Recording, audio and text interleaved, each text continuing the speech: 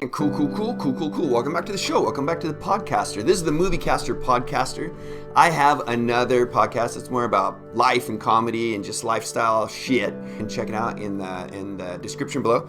Today we are talking about The Force Awakens, and this is my rewrite of The Force Awakens. Force Awakens is not a bad movie. I like it a lot. The more I watch it, the more it sticks with me, and I think at this point it's become part of Star Wars lore. It's become part of Star Wars acceptable movies, and it kind of grows on us. But ever since The Force Awakens came out, I've had some rewrite things that I think would just make it a little bit stronger. These are basic things, these are simple things, and of course you can nitpick a movie years after it's come out, especially now that we've seen the completion of this new sequel trilogy for Star Wars. But these are some things that I wrote down immediately when I first saw The Force Awakens. I wasn't super disappointed, but these things stuck out to me, and they were blaring and they were clear, and I thought this is where we should go. So I added a few more notes after I saw Rise of Skywalker, and this is my rewrite of The Force Awakens. The crawl on The Force Awakens is pretty good. It's the best crawl, in my opinion, of the three movies that come about. And the big shout out is that Luke is missing.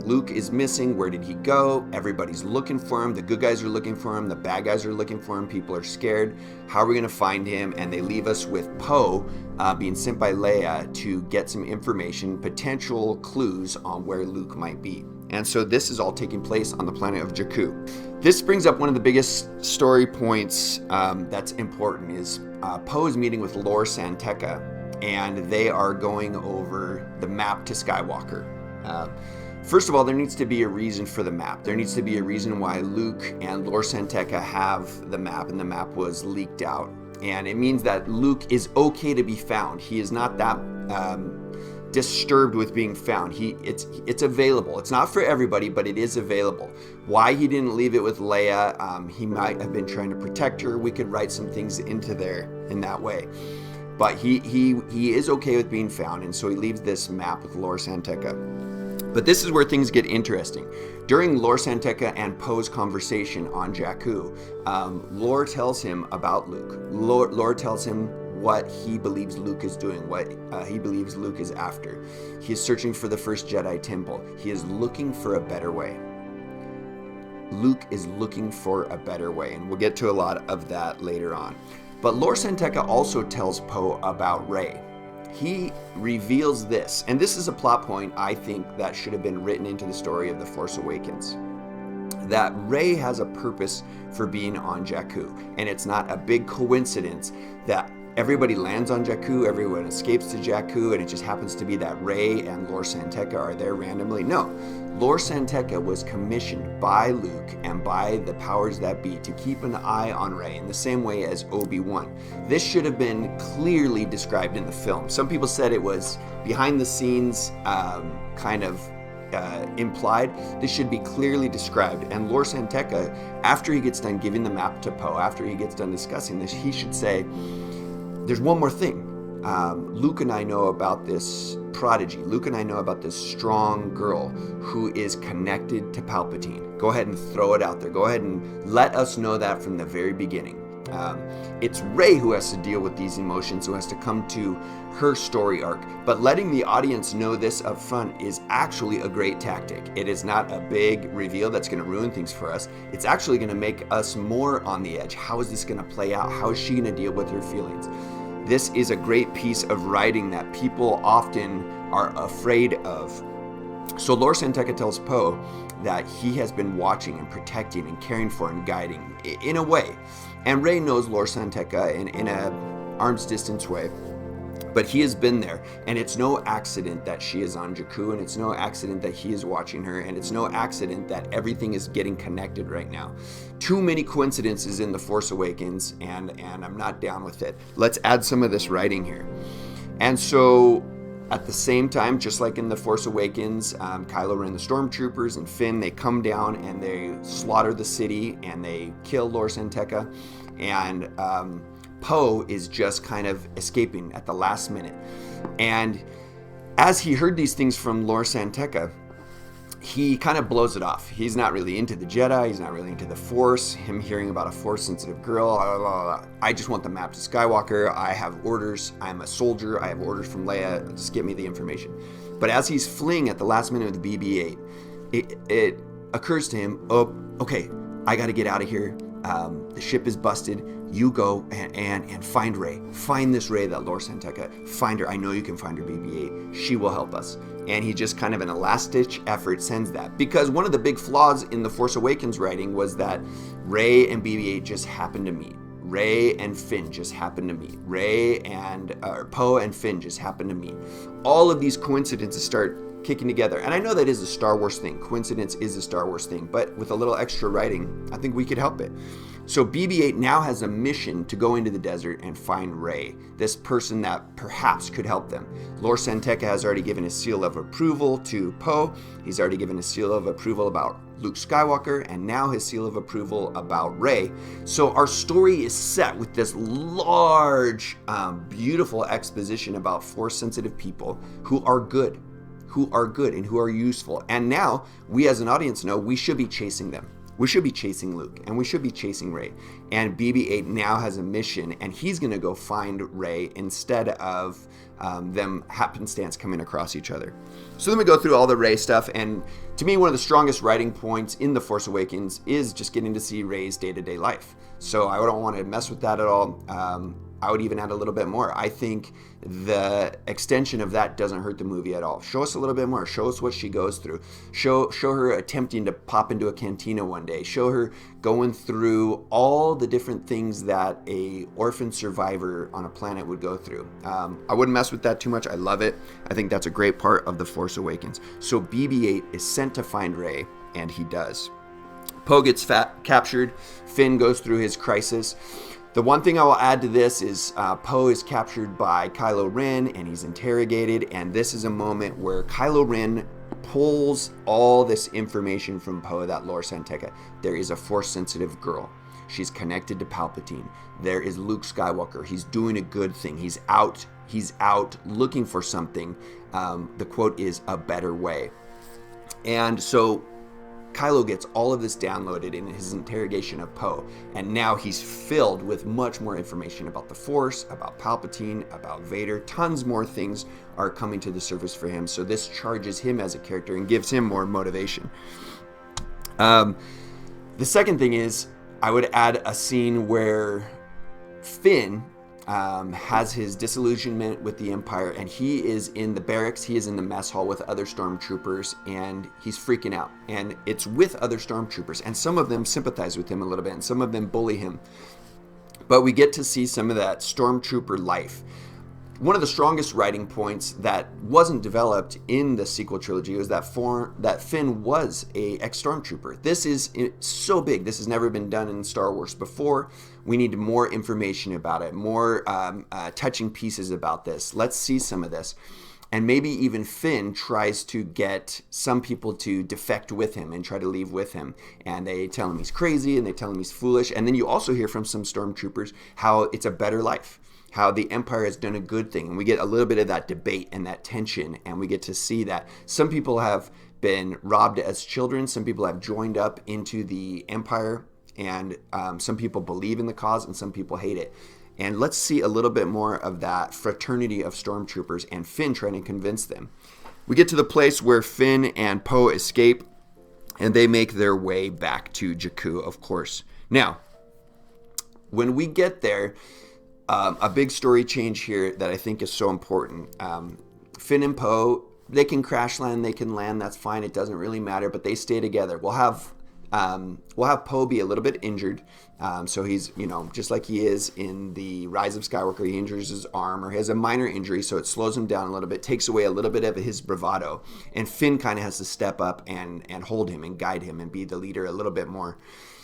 So Poe and Finn and Rey all meet up on Jakku, and basically all the same things that Rey and Finn go through, now Poe is there, and he's a part of the team from the very beginning. Poe is with them, and so you have Poe and Finn and Rey and BB-8 together and building that camaraderie. These are our three key pieces of the sequel trilogy. it was done so well in The Rise of Skywalker. They got to be together. We got to see their banter. We got to see them as a team. And it was too little too late because they should have been doing this from day one. So here we are back at The Force Awakens. The top 3 that we could build this franchise and more movies on and more books and stories are together. And they're getting to bond and gel and learn about each other.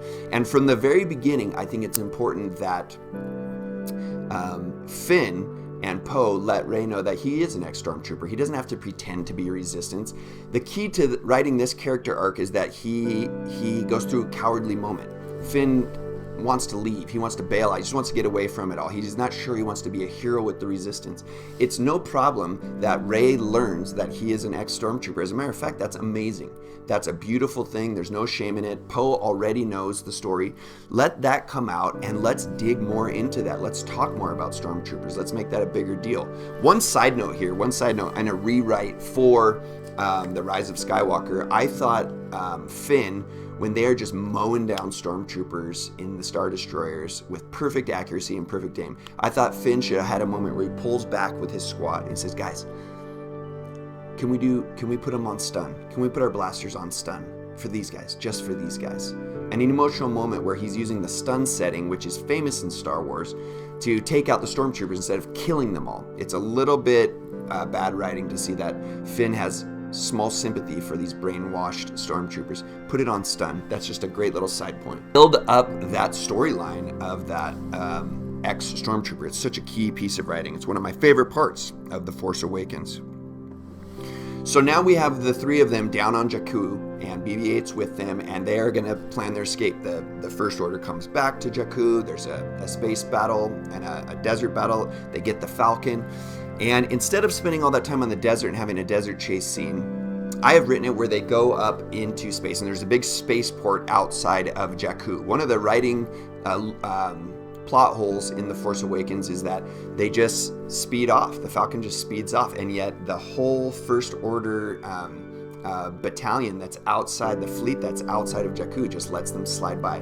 We're not going to let that happen. We're going to be a little more realistic and see that Kylo Ren and the First Order see the Falcon departing Jakku and they attack, but there's this spaceport, and it's a commerce and trade spaceport, and that is kind of clouded with ships and things, and it's a spaceport up above Jakku, and they decide to sweep in there to try to avoid some of the First Order. The hyperspace is not the hyperdrive is not working on the Falcon, and so they get in there and they're running around this spaceport to try and avoid the First Order. At the last minute, they're cornered. Our 3 heroes are hobbled because Poe is injured and BB-8 is there. And it just looks like a band of Stormtroopers have been cornered, but at the last minute, who saves them? It's Han and Chewie. Han and Chewie come to the rescue just like they did in Episode 4, saving Luke at the last minute. In The Force Awakens, we have that whole scene on the freighter with the different factions that Han owes money to as a smuggler, and the scene is written to give us the idea that Han is still out causing trouble. So it's Han and Chewie who save them at the last minute when they're cornered, and the way they do it is Han and Chewie are on a mission to smuggle a creature. It's not the Rathtars, it is a Rancor. We bring out a classic Star Wars fan service piece here, and they unleash the Rancor, and it just wreaks havoc and causes a shit ton of chaos from their freighter in this spaceport and allows the time needed for everyone to get into the Falcon and escape. The Rancor scene could be amazing. It could bring back a ton of nostalgia, and I think it would play nicely. It would also give us that hint about Han still being a smuggler, doing illegal things, going back to his old ways after the crisis hit. Besides, I hate the Rathtar sequence. I don't like the inclusion of those creatures. It's kind of fun as an action sequence, but I think this plays better. So Han and Chewie save our 3 at this spaceport as the First Order is closing in on them.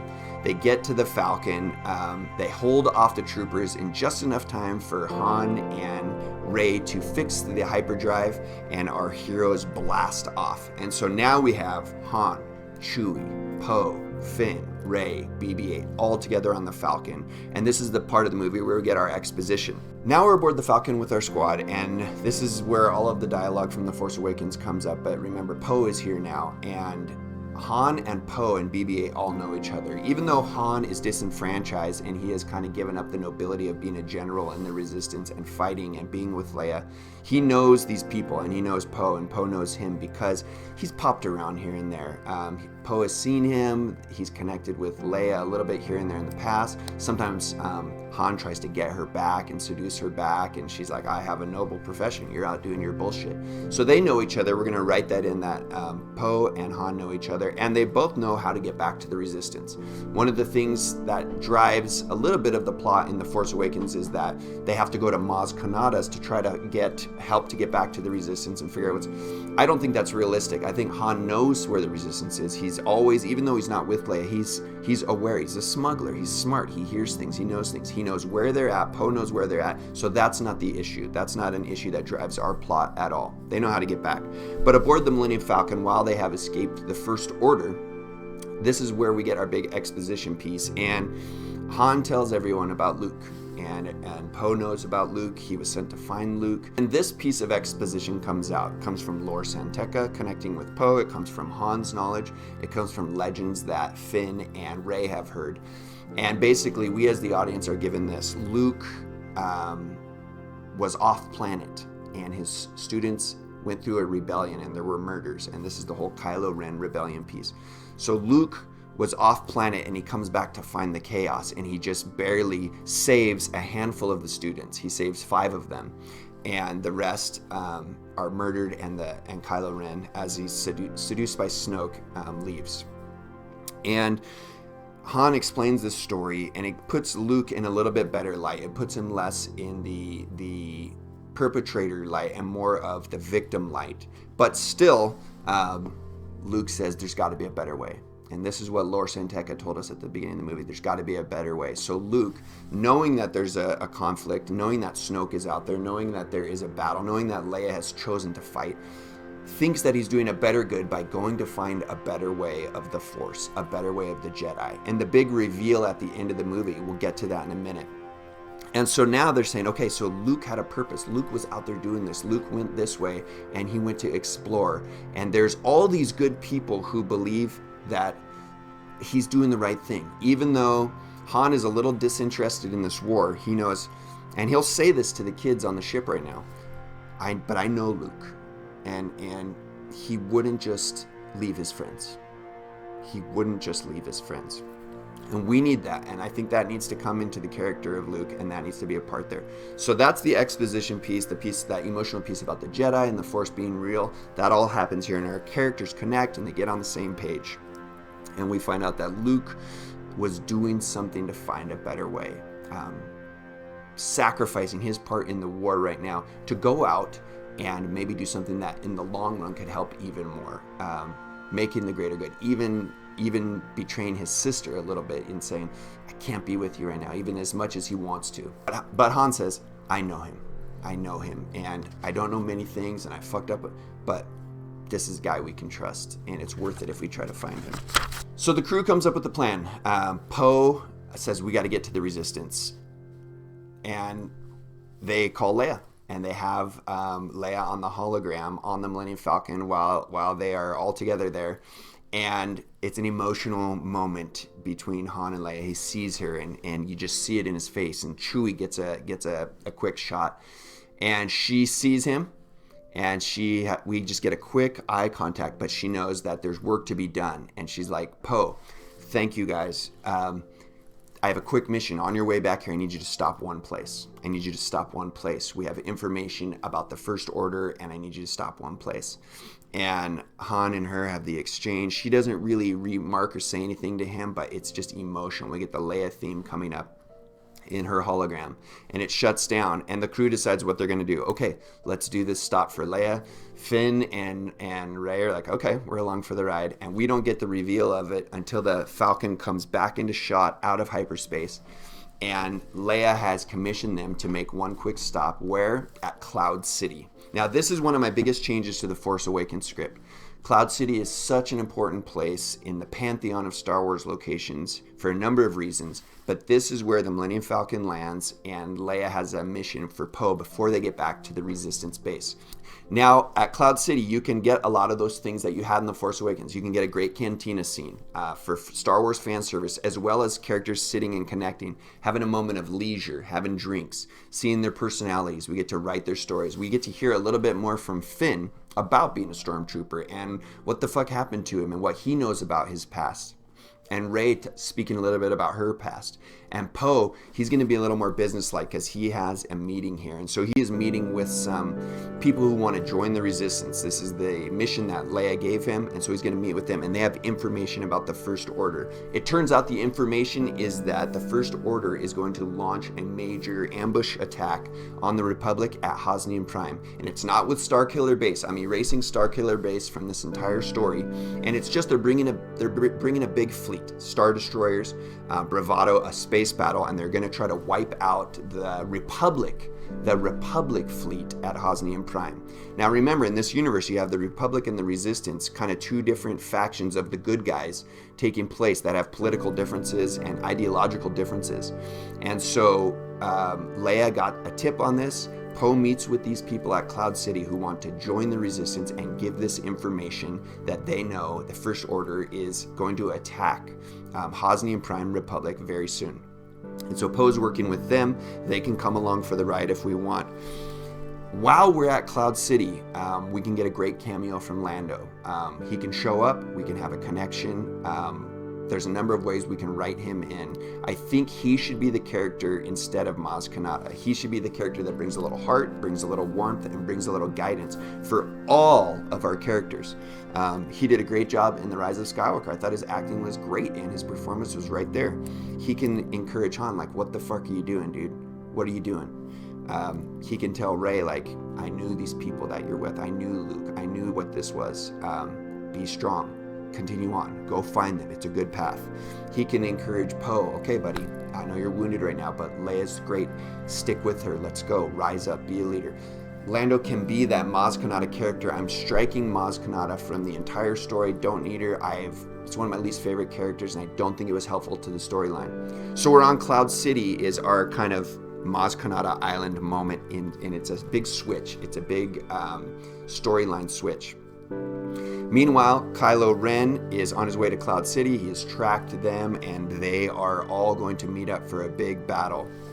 And we'll see aboard this is where we're going to see Kylo Ren on his way in a big Star Destroyer that he's dealing with all of these new things that he's learned. He's going to have his Vader grotto moment where he bows before the mask of Vader, and we get a lot more of that sense of Vader being a part of this trilogy. So we're at Cloud City.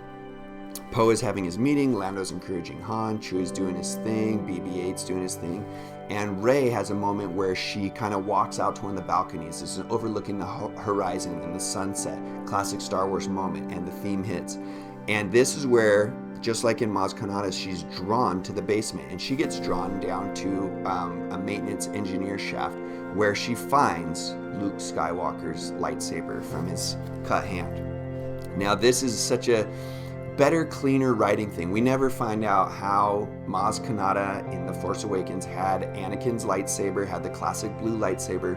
Now we're at Cloud City, and it's full of emotion and it's full of spirit. And when she finds that lightsaber, she does have the Force vision, and we get a very clear Force vision of Luke and Vader fighting there at Cloud City. It all connects so much more. It's so much cleaner. It makes a lot more sense. We're on one of the locations where our emotion is already running high. So we're on Cloud City. She finds the lightsaber, has that Force vision, and in that Force vision, we get a little hint at this point in the audience. She sees Luke as a hero up against Vader, and that's great because we want her to be on a beeline to find him, not only for her own security, but for the security of the galaxy. Also in this vision, she sees Luke and Palpatine and the Force lightning, and Vader being affected by the Force lightning. And that's a connection to her because we all know that she is the granddaughter of Palpatine. So we're giving you a lot more clues and a lot more hints and a lot more pieces that she's connected to Palpatine ahead of time, which is totally fine. It's her journey of discovering that. That's entertaining to us. Kylo Ren gets to Cloud City, and we have the battle that we had at Maz Kanata's. And it's the same exact thing. Rey gets kidnapped. There's a bunch of chaos. The First Order leaves, but a piece of the Resistance comes and scares them off, and we have a decision to make. So Poe decides to take some of these new Resistance spies who told them about the ambush on Hosnian Prime, and they go back to get Leia and regroup and come up with a battle plan and debate whether they should go and try to save the Republic, or if it's worth it, or should they put their efforts elsewhere. So they go do that and take off in a separate ship. That's Poe. Then Finn and Han and Chewie make the decision with Lando, let's go save Rey. Let's go save Rey. Like, let's not abandon her. I promised I wouldn't leave her. And Lando can be one of the driving forces that say, like, Han, this is your opportunity to do something right, to get back in the game. This is your opportunity. Beautiful scene between two brothers. This is it. Go get her. Go get her. Make it right. And so Han, Chewie, and BB-8 and Lando all go together to save Rey. And so now we have the climax of the film building. And what's going on back at the Resistance base is a meeting of the high-ups. And I think we should have some good cameos here in the high-ups. Who is part of the Resistance? Akbar, of course, Leia, Poe. Poe is rising in leadership, and they're debating, with this new information, do we intercept this big fleet attack of these Star Destroyers that are coming to the Republic, that are coming to Hosnian Prime to take out the last bits of the strong Republic? Do we come to their aid, or do we put our efforts elsewhere? And there's a debate about it, and there's some shitty people who say no, but we kind of are seeing that Leia and Poe want to do it. You know, of course Poe does. He wants to fly, he wants to battle, he wants to fight. We don't get the resolution. We don't know what they're going to do for sure, and then we leave that scene. We get back to Han, Lando, and Chewie headed off to the Star Destroyer, which is already the Super Star Destroyer, which is already hovering at Hosnian Prime as the fleet battle is getting ready.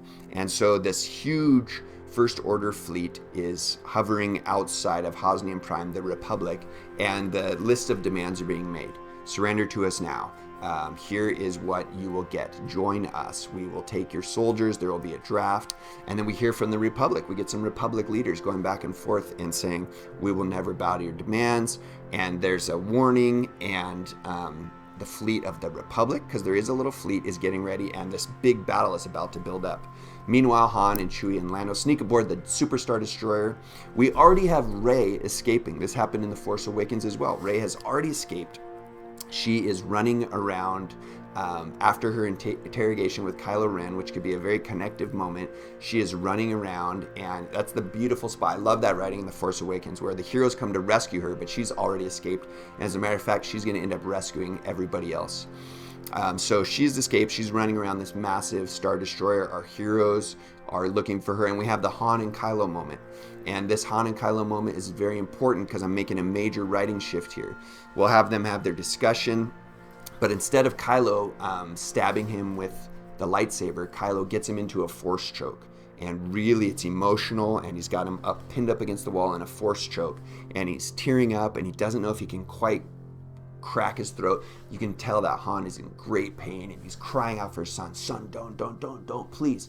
And it's just this emotional moment, and it looks like Kylo's leaning forward, just cracking and collapsing his throat, and Han starts to pass out, and he does pass out. And right at that moment, Rey interrupts this force choke and pushes Kylo aside, and Chewie is able to collect Han, but Han is passed out, so he's got to get him into the Falcon and escape. And they do. And it's just Rey and Finn and Kylo for the fight that we see in The Force Awakens. And it's dramatic, and we stage it big, and we make it beautiful, just like in The Force Awakens. I love that fight. I think that's a good part of The Force Awakens. I don't have anything to mess with that. I like the way it goes. We'll have the same outcomes where Finn gets a bad injury. Rey rescues him, and she beats Kylo in their first one-on-one fight. And we have Chewie and Han's charges. Explosives go off. That major Star Destroyer gets exploded. Rey escapes with Finn, who's injured. Kylo escapes. One other note I have here is that we don't really have a Hux character. We don't need a young, snotty faction leader for the First Order. Let's have the older classic British guy. There's nothing wrong with that. Somebody imposing. I've even flirted with the idea that it should have been Thrawn. It should have been Thrawn. Let's just have fucking Thrawn in this movie. There is a huge space battle that takes place, and the Republic is getting beat down, and then who should show up but it's Leia and Finn and some badass rogue fighters from the Resistance fleet, and they save them right before the Super Star Destroyer blows up from Chewie and Han's charges. And so Thrawn, Kylo, and a contingent of the First Order fleet escape and go back and regroup at their base. So everybody gets back to the Resistance base. Kylo Ren goes back to his base with Snoke. There's amazing reunions at the Resistance base. Han is alive. He's very, very hurt. He's very, very wounded, but he's awake.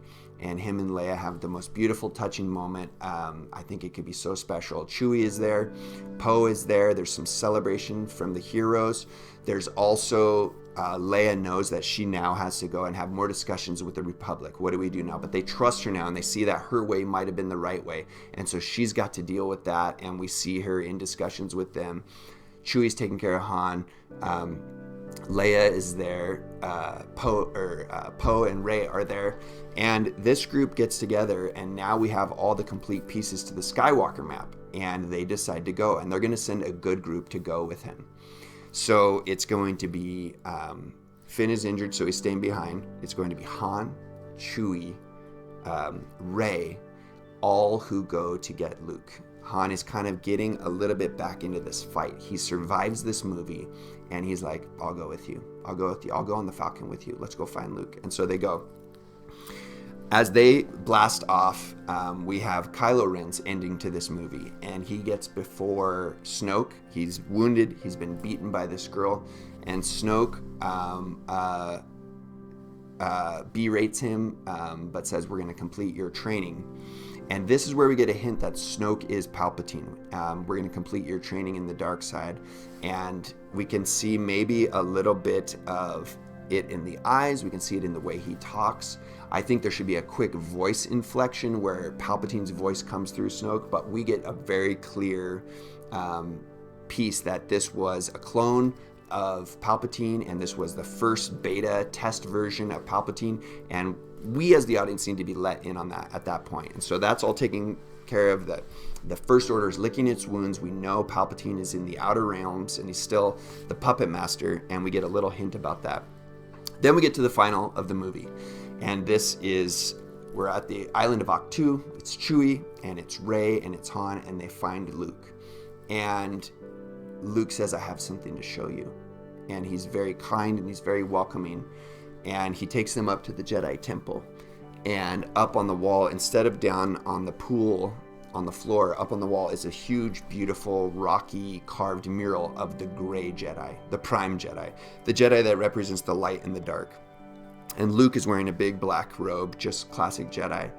And he says, I've found a better way. And this is the quote that's all throughout this movie, that's written all throughout this movie. And he sheds his cloak, and we see him standing in the light of this huge mural, right in the middle piece that separates the light warrior from the dark warrior. And Luke is there, and he's wearing this perfect gray Jedi outfit.